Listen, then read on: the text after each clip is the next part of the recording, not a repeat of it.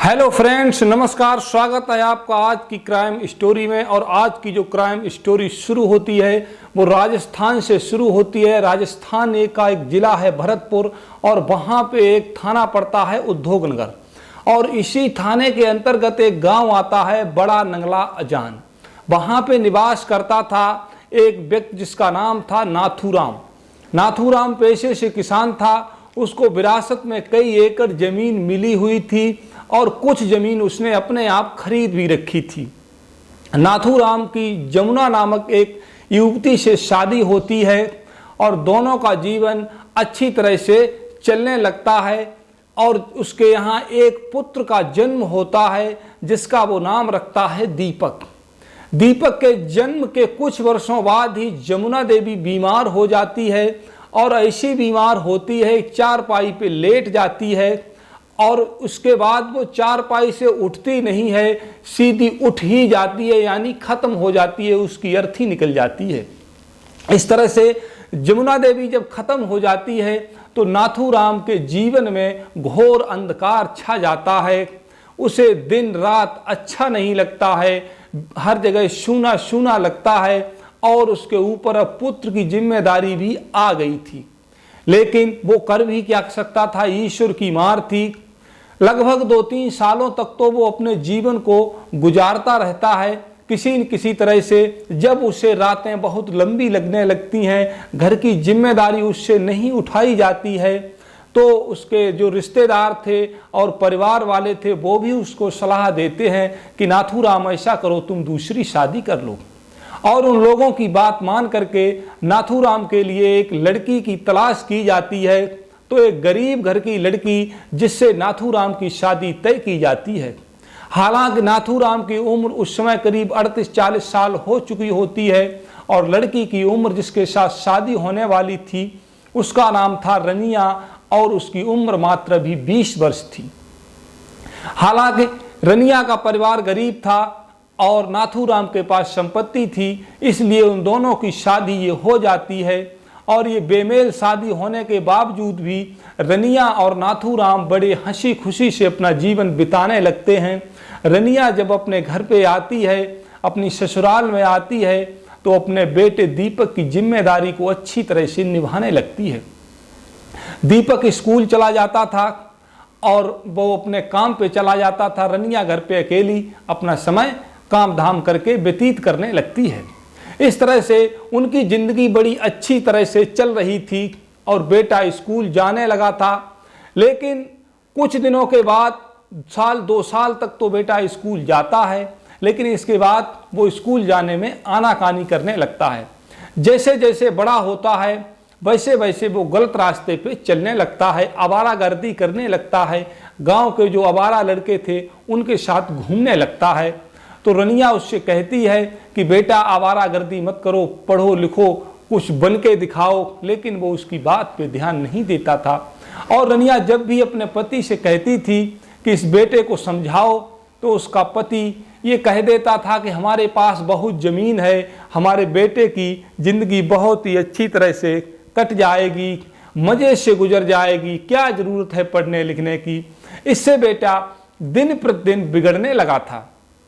अब जवान होता बेटा शराब सीख चुका था। शराब के साथ साथ उसे लड़कियों का भी शौक लग जाता है, क्योंकि उसके घर वाले जो थे, माता पिता उसको ज़बरदस्त पैसा देते थे, और उसी पैसे से वो लड़कियों से मौज लेता था और शराब भी पीता था।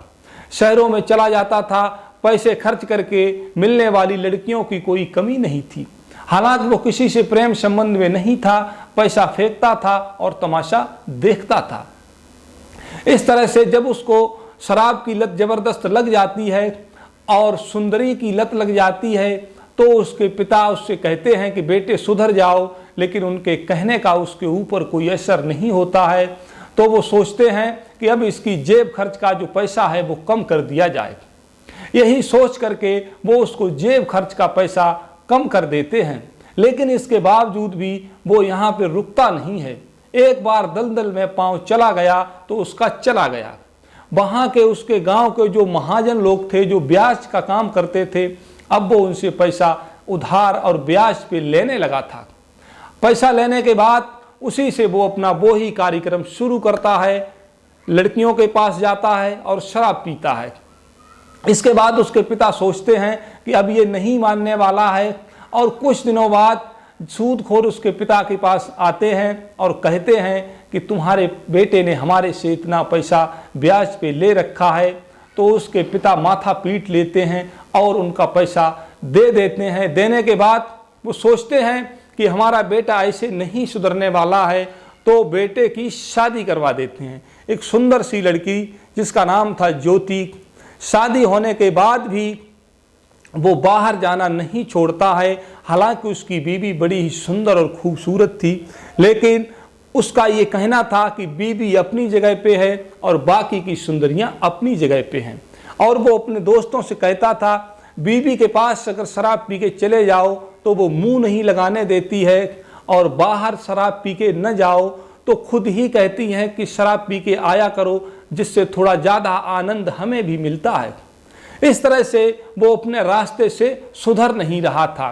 तो उसके पिता उसकी जेब खर्च का जो पैसा देते थे वो बिल्कुल बंद कर देते हैं, लेकिन इसके बावजूद वो सूदखोरों से पैसा लेता रहता है। और इसी दौरान उसकी दोस्ती होती है एक पड़ोस के गांव सुखवीर सिंह से। तो सुखवीर से जब दोस्ती हो जाती है, उस समय उसके पास पैसा कम था, लेकिन सुखवीर के पास पैसा खर्च करने को जबरदस्त था। तो सुखवीर के साथ वो दारू पीने लगता है। एक बार पी, दो बार पी, फिर उससे उसकी जबरदस्त दोस्ती आगे चलने लगती है। कहीं खेत में एकांत में मौका ढूंढते हैं और शराब पीते हैं। इसी तरह से एक दिन सुखवीर और दीपक दोनों शराब पी रहे थे। तो सुखवीर दीपक से कहता है, तुम्हारे इतने बड़े बाप के बेटे हो, फिर भी तुम्हारे पास पैसा नहीं है, आखिर इसका क्या कारण है? तो दीपक कहता है, क्या करूं, पैसा तो करोड़ों है, लेकिन मेरा बाप उस पर कुंडली मार के बैठा है। सबके बाप तो मर रहे हैं, लेकिन मेरा बाप तो मर भी नहीं रहा है। इसे किसी प्रकार की कोई गंभीर बीमारी भी नहीं है जिससे जल्दी मर जाए। तो सुखवीर कहता है, कोई बात नहीं, आखिर तुम्हारे पिता हैं, तुमको अच्छे काम के लिए ही रोकते हैं कि ये काम ना करो, लेकिन तुम नहीं मानते हो, इसलिए पैसा तुमको नहीं देते हैं। इधर धीरे धीरे दोनों पे जबरदस्त नशा चढ़ चुका था। तो सुखवीर कहता है, आखिर कोई उपाय नहीं सोचा तुमने? तुम दिन प्रतिदिन दुबले क्यों होते जा रहे हो?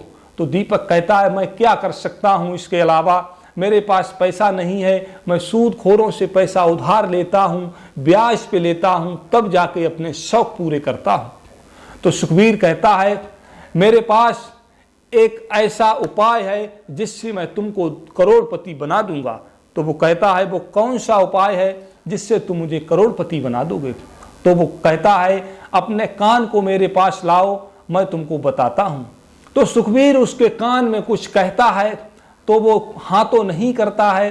तो सुखवीर कहता है, कोई बात नहीं, कुछ दिन रुक जाओ, सोच समझ लो, इसके बाद इस पे विचार कर लेना, लेकिन मैं ये काम करने के तुमसे 2 लाख रुपए लूंगा, तब तुम्हारा ये काम करूंगा।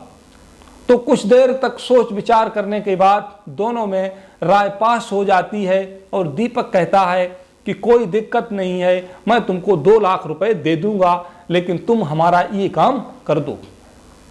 इस तरह से उन दोनों की बात जब समाप्त हो जाती है, तो सुखवीर वहां से चला जाता है और दीपक भी अपने घर की ओर रवाना हो जाता है। 15 फरवरी 2023 की दोपहर को एक कमल नाम का व्यक्ति उद्योगनगर थाने में फोन करता है कि हमारे गांव बड़ा नंगला में नाथूराम के व्यक्ति की हत्या हो गई है और उनके परिजन उन्हें उठा करके घर ले गए हैं। तो उधर से आवाज आती है कि तुम्हें क्या इस पे शक है?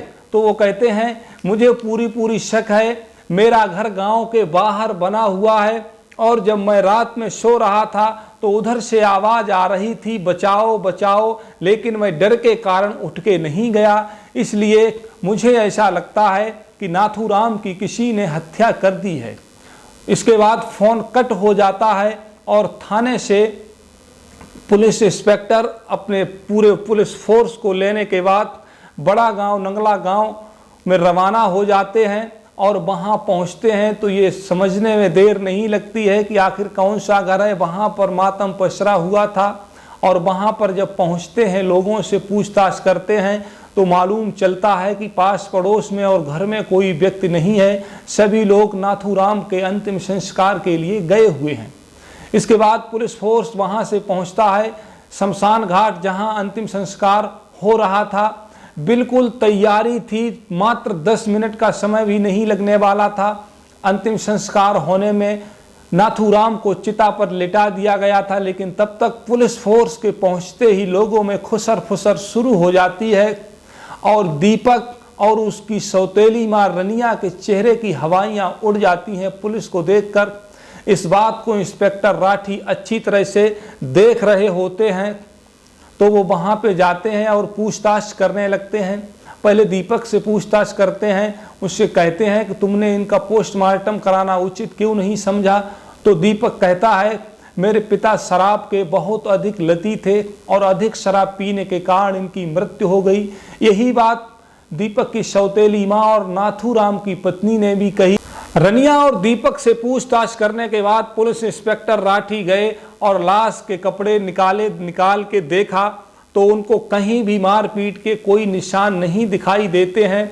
इसके बाद जब वे गले को देखते हैं तो उनको स्पष्ट दिखाई देता है काला और नीला निशान बना हुआ था, जिससे ये स्पष्ट हो रहा था कि इनकी गला घोंटकर हत्या की गई है। इसके बाद दीपक भी कह रहा था कि रहने दो पोस्टमार्टम के लिए, और सौतेली उसकी माँ जो थी रनिया वो भी मना कर रही थी। लेकिन इंस्पेक्टर राठी जो थे बहुत पहुँचे हुए थे, उनके मन में ये बात समझ में आ रही थी पूरी तरह से, कहीं न कहीं ये हत्या है। इसलिए उन्होंने लाश का पंचनामा बनाकर उसको पोस्टमार्टम के लिए भेज देते हैं। अगले ही दिन पोस्टमार्टम की रिपोर्ट आ जाती है और उससे स्पष्ट हो जाता है कि इन्होंने मरने से पहले शराब तो बहुत अधिक पी थी, लेकिन इनकी मृत्यु शराब पीने से नहीं हुई है बल्कि गला घोंटने से हुई है। तो दीपक जो है उसको साथ ले जाते हैं पुलिस वाले और उससे तहरीर दिलवाते हैं और अज्ञात लोगों के खिलाफ मुकदमा दर्ज कर लिया जाता है। इसके बाद पुलिस इंस्पेक्टर और बाकी लोग अपनी जो भी दिशा निर्देश देते हैं, जो भी अपनी नीति बनाते हैं, कुछ मुखबिरों को छोड़ देते हैं कि जानकारी करो आखिर उससे 15 फरवरी से एक दिन पहले नाथूराम के साथ में कौन था। तो एक दिन पुलिस मुखबिर उनको सूचना देता है कि 14 फरवरी 2023 को पड़ोसी गांव का एक सुखवीर है, उसको नाथूराम के साथ जाते हुए देखा गया है खेतों की ओर। तो तुरंत ही सुखवीर को उठवाने के लिए पुलिस को भेज दिया जाता है और सुखवीर को उठवा लिया जाता है। शुरुआत की पूछताछ में तो सुखवीर इधर उधर की बातें करता रहता है, लेकिन आखिर कब तक पुलिस का जब डंडा पड़ता है तो अच्छे अच्छे कबूल देते हैं कि सच्चाई आखिर क्या है, और सुखवीर भी सच्चाई को कबूल देता है और पूरी घटना बताता है कि इस तरह से मुझे नाथूराम के पुत्र दीपक ने 2 लाख रुपए दिए थे अपने पिता को मरवाने के लिए। इसके बाद उसको जो भी जानकारी थी उसने जैसी बताई वो बता दी। इसके बाद पुलिस इंस्पेक्टर दीपक को उठा लेते हैं। दीपक के से जब पूछताछ होती है तो वो भी रोने लगता है और रो रो के अपनी सारी बात बता देता है और वो स्पष्ट रूप से कहता है, मेरा कोई इरादा पिताजी को मरवाने का नहीं था, मैं शराब पिए था और शराब पीने के दौरान ही मेरी इससे बातचीत हुई तो इसने मुझसे कहा 2 करोड़ का तुम्हें मैं व्यक्ति बना दूंगा। इस तरह से अब कुछ भी समझ लो, हालांकि मैंने मारा नहीं है, मारा इसी ने है। इसके बाद पुलिस को समझ में आ रहा था कि आखिर ये 2 लाख रुपयों के लिए इसको क्यों मारेगा, 2 लाख रुपयों के लिए कोई किसी को नहीं मारेगा। और ये भी पता चल गया था रिश्ते का सुखवीर नाथूराम का भाई था।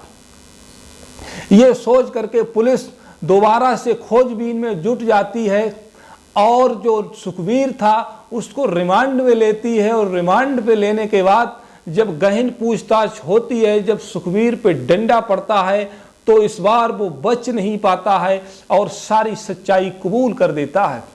तो नई कहानी जो सामने आती है, सुखवीर बताता है कि ये जो रनिया थी नाथूराम की पत्नी, ये सुखवीर से टच थी, यानी सुखवीर जो जिससे बात हो रही थी, हमारा उसका अवैध रिश्ता था। मैं इसके घर पे आता जाता था। नाथूराम अधेड़ उम्र का था और इससे इसकी पत्नी रनिया संतुष्ट नहीं होती थी। मेरे और रनिया के बीच धीरे धीरे प्रेम संबंध स्थापित हो चुके थे और रनिया से मैंने ये भी कहा था कि भाग चलते हैं, इसको छोड़ देते हैं, लेकिन रनिया इस बात को मानने के लिए तैयार नहीं थी, क्योंकि वो कहती थी कि करोड़ों रुपए की प्रॉपर्टी है, इसको छोड़ के हम नहीं जाएंगे। तो मैंने और रनिया ने एक खतरनाक चाल चली, कहा कि इसको रास्ते से हटा दिया जाए, फिर हम मज़े से रहेंगे और इसका पुत्र जो दीपक है इसको इसके पिता की हत्या के जुर्म में जेल भिजवा देंगे। यही सोच करके मैंने नाथूराम की हत्या कर दी। इसके बाद रनिया को भी पकड़ के लाया जाता है और उसको और उन तीनों को जेल भेज दिया जाता है। आखिर क्या कहना क्या चाहती थी रनिया, करना क्या चाहती थी? अपने पति की हत्या करवाई और उसने अपने बाप की हत्या करवाई, लेकिन इन सब की पूरी मास्टरमाइंड जो थी वो रनिया ही थी और रनिया को भी जेल जाना पड़ा। मित्रों, कैसी लगी हमारी कहानी कमेंट में हमको बताना। चैनल अगर सब्सक्राइब ना हो तो चैनल को सब्सक्राइब जरूर कर देना। धन्यवाद मित्रों, नमस्कार।